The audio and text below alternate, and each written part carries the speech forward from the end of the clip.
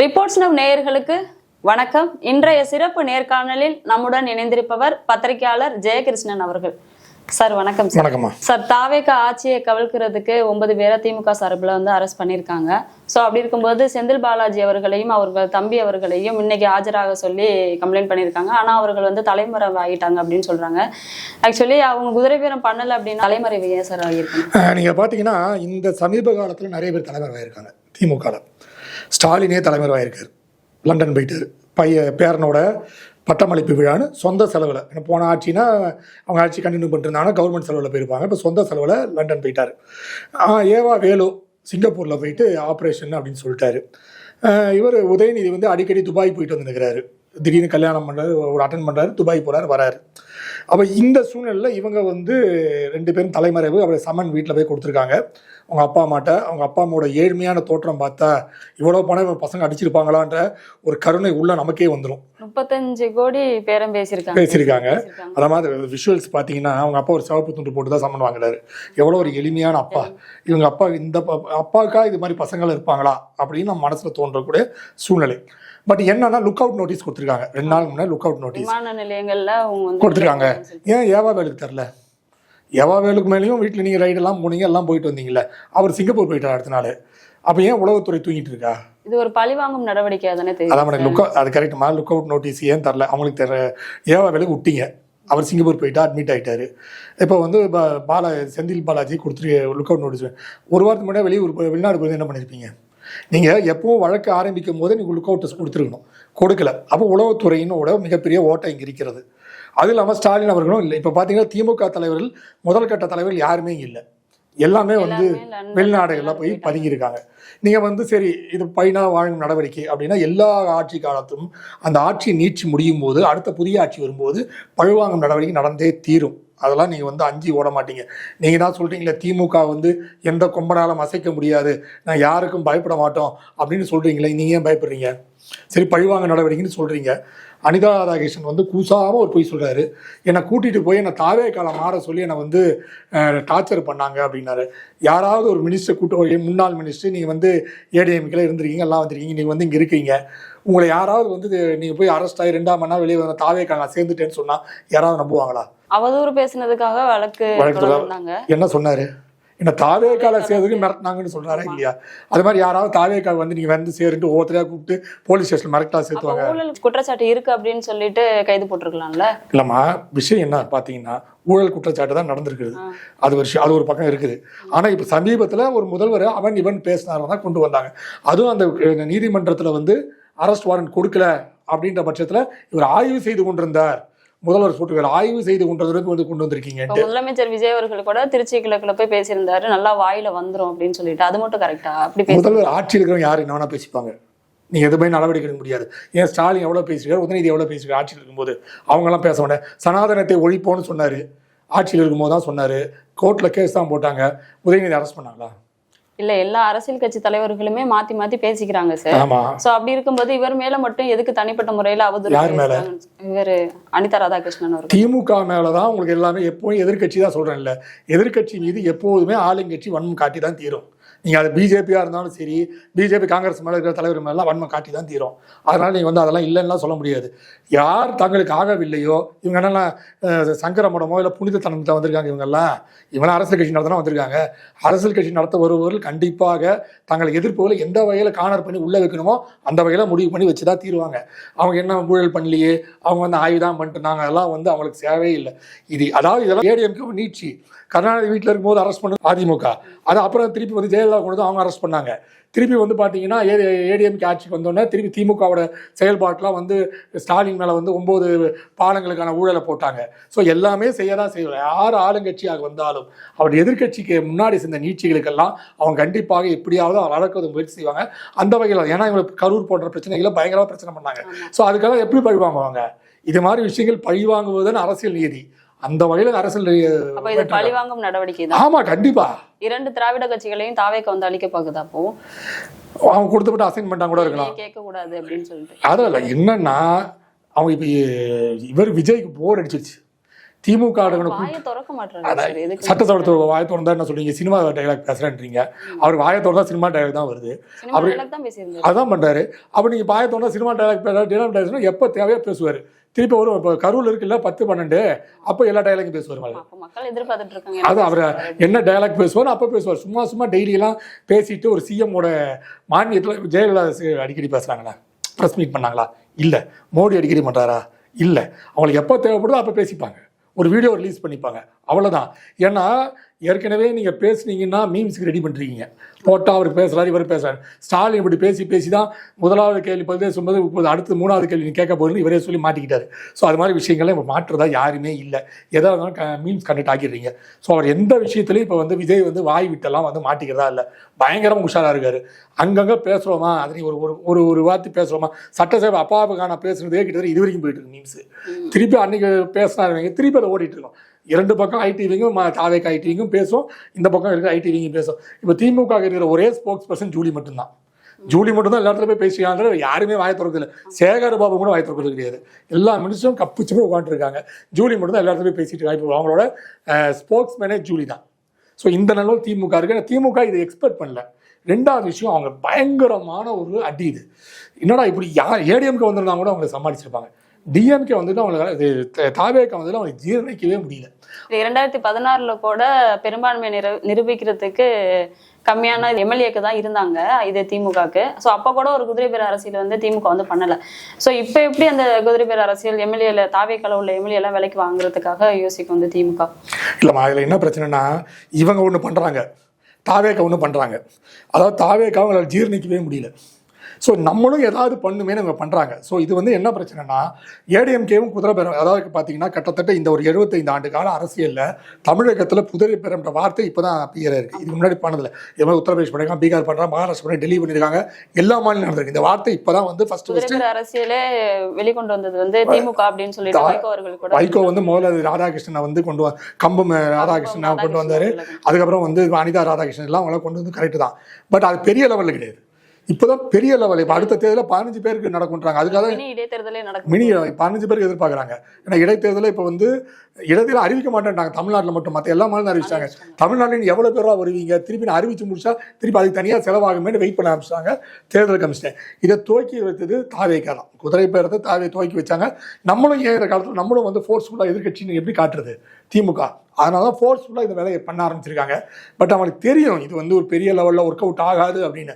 But தாவேக்காவுக்கு நாங்களும் இருக்கோம், நாங்களும் ஒர்க் பண்ணுறோம்னு திமுக ஒரு சிக்னல் காட்டுன்றதுக்காக இந்த சிக்னலை காட்டிட்டு இருக்காங்க. பட் அவங்க என்ன நினைக்கிறாங்கன்னா, இப்போ அவங்களால பார்த்தீங்கன்னா திமுக எல்லா கல்யாணத்துலேயும் போய் புலம்ப ஆரம்பிச்சிட்டாங்க. ஸ்டாலின் ஒரு கல்யாணத்தில் போய் புலம்புறாரு, இவர் உதயநிதி போய் ஸ்டாலின் கல்யாணத்தில் புலம்புறாரு.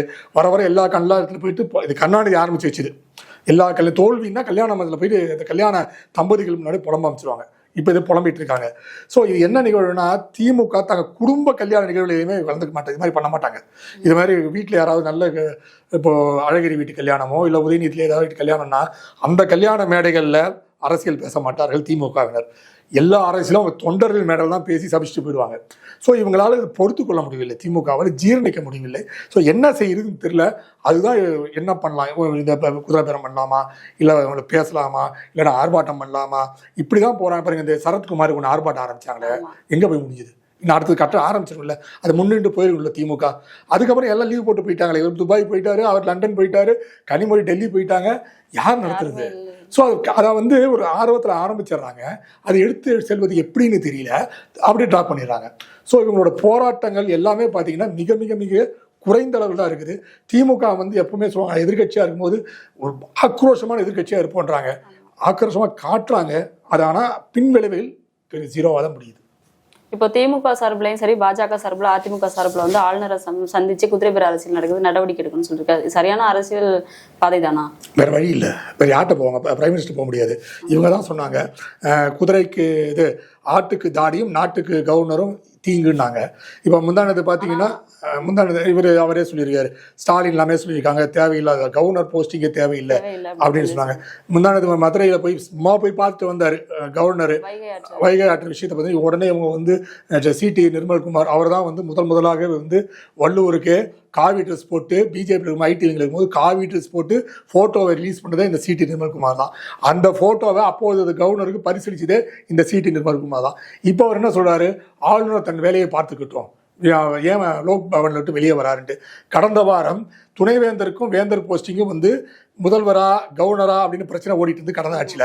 இப்போ இவங்க என்ன பண்ணி சொல்லிட்டாங்க, நீங்கள் என்ன சொல்லி அப்படி செஞ்சுக்கிறேன் அப்படின்னு போயிட்டு கவர்னர்கிட்ட சொல்லிட்டு என்ன பண்ணியிருக்காங்க, சார் நாங்கள் ஒரு லிஸ்ட்டு தரோம், அதை மட்டும் ஓகே பண்ணிட்டுங்கன்ட்டு அவர்கிட்ட கவர்னர்கிட்ட அட்கர்கிட்ட சொல்லிட்டு வந்துட்டாங்க. சரி, அவரும் சொல்லிட்டார், வேண்டாம்ப்பா சண்டை போக்க வேண்டாம், நான் நீங்கள் சொல்கிற மாதிரி பண்ணிக்கலான்னு சொல்லிட்டாரு. போன வாரம் சபாநாயகரும் சிடி நிர்மல்குமாரும் ஆளுநரை சந்திச்சு இதை பார்த்து பேசிட்டு வந்திருக்காங்க. அவரும் சரின்ட்டார். திடீர்னு நிர்மல்குமார் வந்து எந்த அலுவலரும் வந்து அவர் கூட வந்து போகக்கூடாது, எந்த அலுவலரும் அவர் கூட செயல்படுத்தக்கூடாது அப்படின்னு நிர்மல்குமார் சொல்றாரு. வேற வழி இல்லை, ஏன்னா வந்து திமுக என்னெல்லாம் செயல்படுதோ அதெல்லாம் பார்த்துன்னு பாக்குறாங்க. நடந்த சென்னையில ஒரு நிகழ்ச்சியில கூட ஆளுநர் அவர்கள் என்ன சொல்றீங்கன்னா, தமிழக மக்களுக்கு என்ன குறைகள் இருந்தாலும் கவர்னர் மாளிகையில வந்து சொல்லுங்க, கவர்னர் மாளிகை வந்து கொண்டு போய் சேர்க்கும் அப்படின்னு சொல்லியிருந்தாரு. தமிழ்நாட்டுல அவர் வந்து இப்படி பேசுறது கரெக்டா அப்படின்னு இல்ல, கவர்னர் வந்து எப்போதுமே வந்து, ஏன்னா சட்டசபையில வந்து விஜய் அவர்கள் என்ன சொல்லியிருக்காரு, எந்த ஒரு சின்ன சின்ன விஷயத்துக்குமே நாங்க வந்து மத்திய அரசை வந்து எதிர்க்க மாட்டோம் அப்படின்னு சொல்லிட்டு சொல்லியிருந்தாரு. சோ அப்படி இருக்கும்போது ஆளுநர் அவர்கள் பண்ற விஷயம் வந்து விஜய் அவர்கள் எப்பவுமே வந்து ஒரு மாநிலத்துல வந்து சரியான ஆட்சி அவங்களுக்கு வந்து குழப்பமா இருந்துச்சுன்னா அப்போ இது மாதிரி சொல்லுவாங்க. அவர் சும்மா போயிட்டு ஒரு இடத்துல போயிட்டு என்ன வைகைன்னா கேட்டு வந்தாரு, இவங்க உடனே பொங்கி பண்ணா அவர் கோவம் வந்துருது, அவங்களும் டென்ஷன் ஆயிடுவாங்க. என்னடா நம்ம ஒன்று பண்ண சாதாரண ஒரு விஷயம் பண்ணோம், சு வெங்கடேசன் தேவையில்லாமல் இதை வந்து கிளப்பி விட்டாரு, சிடி நிர்மல் தேவையில்லாமல் கிளப்புறாரு, நீங்கள் ஆனால் போய் சரண்டர் ஆகிட்டு வரீங்க, கொஞ்ச நேரத்தில் போய் சரண்டர் ஆகிட்டு வரீங்க, எந்த பிரச்சனை நீங்கள் போய் கவர்னர் தான் பார்க்குறீங்க, எல்லாம் பண்ணும்போது ஒரு சிறிய விஷயத்தை நீங்கள் தேவையில்லாத பிரச்சனையாக அரசியலாக உருவாக்கிறீங்க, கவர்னருக்கும் வரும். அந்த வகையில் தான் அவர் ஒரு விஷயத்தை சொல்லிட்டாரு. பட் யாருமே போயிட்டு கவர்னர் மாலையெல்லாம் போய் கம்ப்ளைண்ட்லாம் கொடுக்க மாட்டாங்க, எல்லாம் செய்ய மாட்டாங்க. ஸோ அது அறிக்கை தான். கவர்னர் என்பவர் நாங்களும் இருக்கிறோம் உங்களுக்கு அப்படின்னு சொல்றதா. ஏன்னா கவர்னர் என்பது கேட்கலாம், நாட்டுக்கு கவர்னர் தேவையா, ஆட்டுக்கு தாடி போதும் இவங்கெல்லாம் சொல்றாருல. ஸோ நாங்களும் செயல்படுவோன்ற நிர்மலோட அவர் பேச்சுக்கான எதிர்வினை தான் அது. ஸோ நிர்மல் சும்மா இருந்தாருன்னா இவங்கெல்லாம் சும்மா இருந்தாங்கன்னா அவரும் சும்மா தான் இருக்க போறாரு. இவங்க கடுமையான சொற்களை யூஸ் பண்ணும்போது அவங்களும் தங்கள் பக்கத்தில் ஒரு சின்ன விஷயங்களை கண்டிப்பாக பிரகடனப்படுத்துவார்கள். இப்போ தாவேக்கா வந்து பெரும்பான்மையை நிரூபிச்சு ஆட்சி அமைச்சிட்டாங்க திமுக கூட்டணி உள்ள கட்சியில் வச்சு. ஸோ அதை தாண்டி ஏன் குதிரை பேர் அரசியல் பண்ணணும்? ஒருவேளை விசிகா கம்யூனிஸ்ட் ஐஎம்எல் மேல ஒரு நம்பகத்தன்மை இல்லாத மாதிரி தெரியுதுல்ல. இல்ல, அவங்களுக்கு கம்யூனிஸ்ட் எப்ப வேணா எதிர்த்து இருக்காங்க, காங்கிரஸ் எப்ப வேணா ஓடி போயிடும் அப்படிங்கிற ஒரு நிலைப்பாடு இருக்கிறதுனாலயா? இல்ல, காங்கிரஸ் எல்லாம் வெளியே போக மாட்டாங்க. திருமாவளவன் கூட வெளியே போனா திருமாவளவன் வெளியே போகிறதுல வன்னியரசு போக மாட்டாரு. திருமாவளவன் கூட்டணி விட்டு வெளியே போயிடலாம். வன்னியரசு அந்த அமைச்சரை பதவியை விட்டலாம் வெளியே போக மாட்டாரு. சொல்றாரு திருமாவளவன் நீங்க போயிட்டு வாங்கன்னா, திருமாவளவன் வந்து கூட்டணி கிடையாது, ஆனா அமைச்சர் பதவியில இருக்குன்னு சொல்றாருல. என்ன சொல்லுவாருன்னா, ஏதாவது நான் வந்து வெளியே வந்தேன்னா திருமாவளவனுக்கு டாட்டா காமிச்சிருவார் வன்னியரசு. அவர் ஒரு கான்ஸ்டன்ட் மைண்ட் செட்ல இல்லையே சார். அதான் அவருக்கு என்ன பிரச்சனைனா, அவர்கள் இருக்கு, அவங்க கூட சொல்றவங்களாம் அவர் கேட்டு இருப்பாரு. நான் அவருக்கு நெருங்கிய பல விஷயங்கள்ல பார்த்துருக்கேன். அவருக்கு கூட என்னெல்லாம் சொல்றாங்களோ அந்தந்த டைம்ல மைண்ட் மாறிக்கிட்டே போகும் அவருக்கு. இப்போ அவருக்கு திடீர்னு என்னன்னா, 600 ஷானவாஸ் திமுக போயிடுவாரான்னு ஒரு பயம், இன்னொரு பயம் பாலாஜி போகமாட்டார் அப்படின்னு ஒரு சின்ன பயத்தில் இருக்காரு. ஆனால் போஸ்டிங் கொடுத்து மூடி வச்சிருக்காரு, அவர் க்ளோஸ் பண்ணி வச்சிருக்காரு. பனையூர் பாபு போயிட்டாரு. ஸோ இவங்கெல்லாம் போயிடுவானோன்னு பயம் ஒரு பக்கம் இருந்தாலும் வன்னியரசும் அவர் கையில் இல்லைன்னு தெரிஞ்சு போச்சு அவருக்கு. ஏன்னா 2 பேர், ஒன்று ஜோதிமணி, ஒன்று இவர். வன்னியரசு வெளியே போயிட்டாருன்னா ஒன்றும் பிரச்சனை இருக்காது. ஸோ வன்னியரசு கைவிட்டு போயிட வரணும் பயத்திலேயே இருக்காரு இன்னும். ஏன்னா நம்ம கூட்டணி வெளியே போனாலும் வன்னியரசு வரமாட்டாருங்கிறது உறுதியா இருக்குது. வன்னியரசு இப்போ இன்னைக்கு என்ன சொல்லியிருக்காருன்னா, திருச்சி கிழக்குல வந்து திருமாவளவன் அவர்கள் நிற்க வச்சு துணை முதல்வராக்குறதுக்கு அதான் ரிப்போர்ட்ஸ் முடிவு பண்ணி மாசிலாமணியை வந்து நாங்கள் நிற்க வைக்கிறோம் திருச்சி கிழக்குன்னு ஒரு 10 பேர் முடிவு பண்ணி நாங்கள் கூட அறிக்கை ரெடி பண்ணிக்கோலாம். அதெல்லாம் யார் கேட்க போறா? அறிக்கை என்ன வேணா ரெடி பண்ணிக்கலாம். வைகோ மதிமுகலாம் சேர்ந்து வைகோ நிற்க சொல்லுங்க அப்படின்றாங்க. இவர் நாம் தமிழர் கட்சிக்காரங்களாம் சேர்ந்து சீமானை நிற்க சொல்லுன்றாங்க. நம்ம தீர்மானம் நிறைவேற்றி நம்மளே வச்சுக்க வேண்டியதானே. சும்மா வந்து சொல்றது திருமாவளவன் நிற்க வைக்கணும், அவரெல்லாம் இந்த மாதிரி நிற்க வைக்கிறது. திமுகலாம் சேர்ந்து ஸ்டாலின் நிற்க வைக்கினாங்க. ஸோ எல்லாமே அவங்க தலைவர் நிற்க வைன்னு சொல்ல, வீத லீடர் சொல்ல முடிவு பண்ணி அண்ணாமலை நிற்க வைங்கன்னு சொல்லலாம். திரும்பி பிஜேபிலாம் முடிவு பண்ணி நம்ம நயனா நாகேந்திரன் நிற்க வைங்கன்னு சொல்லலாம். யார் வேணா என்ன வேணா முடிவு பண்ணி நிற்க வைக்க சொல்லலாம். ஆனால் அங்கே யார் நிற்க போகலாம் என்பதுதான் இறுதி முடிவு.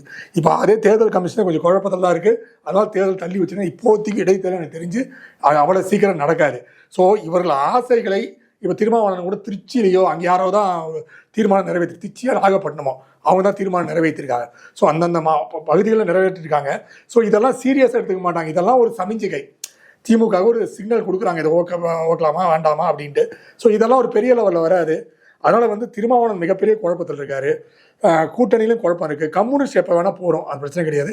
இப்போ எனக்கு தெரிஞ்சு நீங்கள் சொன்ன மாதிரி ஒரு 12-15 பேர் இன்னும் 5-6 பேர் வெளியே வரக்கூடிய சூழ்நிலை வந்தோடனே சேப்பர் சைடில் எல்லாத்தையும் ஜெயிக்க வச்சிட்டாங்கன்னா அடுத்த 5 ஆண்டு காலம் விஜய்க்கு எந்தவித பிரச்சனை இல்லாமல் டிராவல் பண்ணுறதுக்கான பிளானு. அவருக்கு இன்னுமே வந்து கம்யூனிஸ்ட் மேல் நம்பிக்கை இல்லை. அதே மாதிரி வேற காங்கிரஸ்க்கு வந்து இவங்களை விட்டா நாரி கிடையாது. இவ்வளோ வருஷம் கழிச்சு வந்திருக்காங்க, நாரி கிடையாது. ஸோ அவங்களாம் வெளியே போகணும், ஐஎம்ஐலும் போகாது வெளியே. ஸோ போனால் கம்யூனிஸ்ட் தான் போகும். கம்யூனிஸ்டோட 4 பேர் தான் பிரச்சனை, அதை சரி பண்ணுவாங்க அவங்க. இப்போ சபாநாயகர் அப்படிங்கிறது ஆளுங்கட்சி எதிர்கட்சி இல்லாமல் காமனாக தான் செயல்படணும். ஸோ அப்படி இருக்கும்போது அவர் சொல்லியிருக்காரு அதிமுகவும் திமுகவும் புகார் கொடுக்குற அளவுக்கு அவங்க கரெக்ட் கிடையாது அப்படின்னு சொல்லி. அவர் சொல்றது கரெக்ட் தான். சபாநாயகர் வந்து சொல்றது தான் மேடம். 2 பேரும் ரெண்டு கட்சிக்கும் எதிர்கட்சிக்கும் ஆளுங்கட்சிக்கும் நடுவர் வந்து சபாநாயகர் சொல்றது தான். போன வாட்டி அப்பாவை அப்படியே நடந்துக்கிட்டாரு, எல்லாம் தெரியும். தனபால் அப்படியே நடந்துக்கிட்டாரு, காளிமுத்து அப்படியே நடந்துக்கிட்டாரு. நான் எல்லா சபாநாயகரும் சட்டசபையிலே பார்த்துருக்கேன், தனபாலும் நேரடியாக பார்த்துருக்கேன், அவங்க செயல்பாடுகள்லாம் பார்த்துருக்காங்க. அப்பாவுக்கு நேராக வந்து ஆளுங்கட்சிக்கு எது ஆதரவாக அப்படி தான் செயல்படுவார். ஸோ எல்லா சபாநாயகரும் நீங்கள் வந்து அப்படியே தராசில் இருப்பாங்களான்னு நினைக்காதீங்க. எல்லா சபாநாயகரும் ஆளுங்கட்சிக்கு ஆதரவாக தான் செயல்படுவாங்க. ஸோ நீங்கள் வந்து சபாநாயகர்கள் அப்படியே நீதி நேர்மகன்லாம் அதெல்லாம் ஒன்றுமே கிடையாது. ஆளுங்கட்சிக்கு அவர்கள், ஏன்னா ஆளுங்கட்சி ஜெயிச்சிருக்காரு அவர் 1000 விளக்கில் ஆளுங்கட்சிக்கு தான் ஜெயிச்சிருக்காரு. அவர் ஏடிஎம்கேருந்து கைட்டு விட்டப்போ அவர் வெளியில் போய் பண்ணாரு, 1000 விளக்கு ஜெயிச்சிட்டாரு. ஸோ அவன் வந்து நீங்கள் சபாநாயகர் வந்து ஆளுங்கட்சிக்காக மட்டுமே வேலை செய்வாங்க. எனக்கு தெரிஞ்சு இப்போவே வந்து கடந்த சட்டசபையில் வந்து அவர் கொஞ்சம் நெடுநிலையாக நடந்த மாதிரி ஒரு பாவலாக இருந்துச்சு. பட் அதெல்லாம் தொடராது, கூப்பிட்டு சொல்லுவாங்க, தம்பி நீ ரொம்பலாம் அந்த பக்கம்லாம் நெடுநிலையாக நான் செய்யாத, நமக்கு தான் ஃபேவராக இருக்கும். நீ என்ன ஆதவர்ஜினியே வந்து உங்களோட வந்து நான் யோசிக்கிறேன்னு சொல்கிறேன். அவர் தான் போட்ட முதல்வர், அவர் ஏன் நீ பேசுகிற, நீ அப்படிலாம் பேசக்கூடாதுன்னு சபாநாயகர்கள் கிளாஸ் எடுத்துருப்பாங்க நேரத்துக்கு. ஸோ சும்மா இப்படிலாம் வந்து சொல்லுவது வந்து சும்மா ஒரு வெளியே உங்களை பார்க்கும்போது சபாநாயகர்ன்ற ஒரு பூசுதாமா. ஆனால் உள்ளிருக்கிற சபாநாயகர் வந்து 100% ஆளுங்கட்சியோட சப்போர்ட்டர் தான். இப்போ அண்ணாமலை அவர்கள் கூட்டத்தில் என்ன சொல்லியிருக்காங்க அப்படின்னா, எப்படியும் ஆளுங்கட்சிக்கு வந்து 1 வருஷம் டைம் கொடுக்கணும், 6 மாதம் டைம் பத்தாது. ஸோ அதுக்குள்ள சட்டம் ஒழுங்கை சரி பண்ண முடியாதுன்னு சொல்லியிருந்தாங்க. ஸோ அவர் பேசுறத பார்த்தா கூட்டணி வைக்கிறதுக்கு எதனா வாய்ப்பு இருக்குதா? இல்லைம்மா, நீங்கள் எல்லாருமே இதான் சொல்லுவாங்க. திமுக ஆட்சிக்கு வந்தோடனே காமராஜர்கிட்ட போய் கேட்டாங்க, இது எப்படி இப்போ திமுக ஆட்சி வந்திருக்கு, உங்களோட நிலைப்பாடு எப்படின்னு கேட்டபோது 6 மாதம் கழித்து தான் எல்லாத்துக்கும் வந்து நான் சொல்லுவேன், எல்லா விஷயத்தையும் உடனே சொல்ல மாட்டேன் காமராஜர் சொன்னார். அதே மாதிரி 2011 வந்து தேமுதிக அதிமுக கூட்டணி அமைச்ச போது விஜயகாந்த் சொன்னார், இங்கே என்ன கூட்டணி பேசுறீங்க, ஏதாவது கருத்து இருக்கான்னா 6 மாதத்திற்கு எந்த கருத்து சொல்ல மாட்டேன், 6 மாதம் கழித்து தான் எல்லா கருத்தையும் சொல்லுவேன். ஏன்னா ஒரு 6 மாதம் என்பது honeymoon time for the government, அதுக்கப்புறம் தான் நான் மாற்றி சொல்லுவேன் அப்படின்னாரு. அதுக்கப்புறம் தான் அவரோட விமர்சனங்கள்லாம் கொஞ்சம் மனக்கசப்பு வந்து நடந்துச்சு. ஸோ அண்ணாமலையும் அதே ரேஞ்சில் தான் சொல்கிறார், நம்ம வெயிட் பண்ணி பார்ப்போம், 6 மாதம் 1 வருஷம் கொடுத்து பார்ப்போம், அதுக்கப்புறம் நம்ம யோசிப்போம். இப்போதைக்கு எனக்கு தெரிஞ்சு விஜய் வந்து யாரையும் கூட்டணி சேர்த்துவதற்கான தயாரான சூழ்நிலையில். அண்ணாமலை எங்கே போனால் அண்ணாமலைக்கு தான் கெட்ட பேர் வந்துடும். ஏன்னா வந்து அங்கே முஸ்லீம் லீக் இருக்குது, கம்யூனிஸ்ட் இருக்குது, விடுதலை சிறுத்தைக்கு எல்லாம் இருக்குது. இவர் வந்து தனி ரூட்டில் பிளான் பண்ணுறான்னு சொல்லிட்டு இருக்காரு. திருப்பி அங்கே போயிட்டு நீங்களும் இன்னொரு மக்கள் நல கூட்டணி தானே உருவாக்க போகிறீங்க, இதனால் உங்களுக்கு என்ன லாபம் தான் கேட்பாங்க. ஸோ அண்ணாமலை சொல்லியிருக்காரு, கொஞ்சம் பொறுத்திருந்து பார்ப்போம்னு சொல்லியிருக்காரு. ஏன் ஸ்டாலின் அப்படி தான் சொன்னார், பொறுத்திருந்து பார்ப்போன்ட்டு. பட் அவங்களோட இயலாமை காரணம், அவங்களோட வந்து வன்மத்தின் காரணமாக தான் தொடர்ந்து எல்லாத்தையும் 2 மாதத்தில் ஆட்சிக்கு வந்துடும், 6 மாதத்தில் ஆட்சிக்கு வந்தாலும் சொல்லிட்டு வராங்க. ஸோ இந்த சூழ்நிலை அண்ணாமலை அங்கே போய் ட்ராவல் பண்ணுறதுக்கான சாத்தியக்கூறு இல்லை. அண்ணாமலையோட அடுத்த இலக்கு 31 தான் இருக்கும். அதுக்குள்ளே வந்து பெரிய அளவிலலாம் வந்து அவர் பொலிட்டிக்கல் மூவெல்லாம் எடுக்க மாட்டார்னான்னு நினைக்கிறனால அவரோட அமைப்பை பலப்படுத்தினா அப்புறம் தான் கட்சி ஆரம்பிப்பார். ஸோ அது வரைக்கும் அவர் கருத்துக்களை தெரிவிப்பாரே தவிர அந்த கூட்டணி போன்ற விஷயங்கள்லாம் போய் சிக்க மாட்டார். இப்போ கரூரில் 41 பேர் இறந்துட்டாங்க. ஸோ அப்போ வந்து போய் மன்னிப்பு கேட்காத விஜய் அவர்கள், முதலமைச்சர் விஜய் அவர்கள் வந்து இப்போ போய் இடைத்தேர்தலுக்காக போறாரா, மன்னிப்பு கேட்க போறாரா, இல்லை பிரச்சாரம் பண்ண போறாரா, இதுக்கு போறாரு அவர் ஏற்கனவே பல விஷயங்கள் 1 மாதம் நான் வீட்டு விட்டே வெளியே வரல, சரியா நான் சாப்பிடல, இறந்தவங்களுக்கு அரசு பண்ணி கொடுக்க போறேன்னுலாம் சொன்னாரு. இதுக்கும் திமுக என்ன வித்தியாசம்? உங்களுக்கு வந்து அந்த சாராயம் குடிச்சவங்க எல்லாம் 10 லட்ச ரூபா கொடுத்துருக்காங்க. சாராயம் குடிச்சா 10 லட்சம் கொடுத்து திமுக அரசு, இவர் கவர்மெண்ட் வேலை தரேன்றாரு. ஸோ இவங்களும் திமுக 2.0 தான் செயல்பட்டு இருக்காங்க. இந்த திராவிட மாடல் 2.0 தான் செயல்பட்டு இருக்காங்க. அரசு வேலை 41 குடும்பத்திற்கு அரசு வேலை என்பது தேவையில்லை. அப்போ இவ்வளோ நாள் எக்ஸாம் எழுதிட்டு உட்காந்துருந்தவங்க எல்லாம் என்ன பண்ணுவாங்க, டிஎன்பிசி எக்ஸாம் எழுதிலாம் போயிட்டு உள்ளே போயிட்டு இருக்காங்க, அவங்களாம் என்ன பண்ணுவாங்க? நீங்கள் வழக்கம் போல் அவங்களுக்கு தொகை கொடுக்கிறது 20 லட்ச ரூபா கொடுத்துருக்காங்க நினைக்கிறேன் ஒரு குடும்பத்துக்கும், அதே போதுமான தொகை, அதுலேயே அவங்க செட்டில் ஆயிடுவாங்க. நீங்கள் ஏன் இன்னும் உணர்ச்சி வசப்பட்டு நீங்கள் இப்போ உங்களுக்கு ஆட்சி அமையலன்னு வைங்க, என்ன பண்ணியிருப்பீங்க? சும்மா தான் உட்காந்துருப்பீங்க. பெரம்பூர்ல போயிட்டு இன்ன வரைக்கும் நன்றி சொல்லல சார். அப்படி இருக்கும்போது கரூருக்கு போறதுக்கு எந்த விஷயம், இடைத்தேர்தல் வருது, இடைத்தேர்தல் எல்லாம் ஒண்ணு. அப்போ திடீர்னு சொன்னால நம்ம மனசுக்குள்ள ஒரு முள்ளா குத்திட்டு இருந்துச்சு, நான் போயிட்டு ஆறுதல் சொன்னோம், அந்த இடத்துக்கு போனோம், அங்க ஒரு டயலாக் சொல்லணும், அங்க போய் கண்ணீர் மகள் ஒரு டயலாக் சொல்லி தான் ஆகணும். கிளிசரின் இல்லாமல் ஒரு கருத்து சொல்லிதான் ஆகும். ஸோ அதுக்காக தான் போறாரு. இந்த அரசு வேலை என்பது அந்த குடும்பத்திற்கு தேவையில்லாத விஷயம். 20 லட்சம் கொடுத்தாச்சு. அந்த அரசு பணிகளே திறமையான பலருக்கு நீங்கள் வேலை கொடுத்தா இருக்குன்றதான் நம்மளோட கருத்து.